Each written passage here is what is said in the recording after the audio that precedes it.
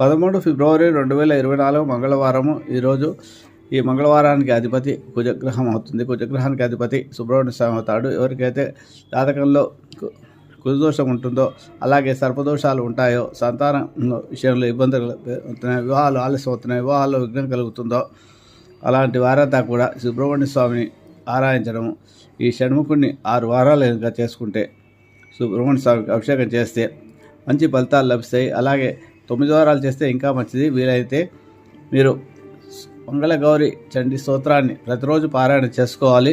సుబ్రహ్మణ్య కరావలంబ స్తోత్రాన్ని కూడా ఏదో ఒకటి పారాయణం చేసుకోవాలి. అలాగే కుజగ్రహానికి సంబంధించిన ధరణి గర్భ సంపుతం జుత్స సంప్రమ కుమారం శిక్షం తమ్మంగళ ప్రణామ్యం అనే స్తోత్రాన్ని 27 సార్లు జపం చేసుకోవాలి. 1 కందులు మంగళవారం రోజు దానం చేయడం, అలాగే సంవత్సరంలో ఒకసారైనా మీరు రక్తదానం చేయడం వల్ల ఈ కుజదోషాలు తొలగి మీకు సర్పదోషాలు తొలగి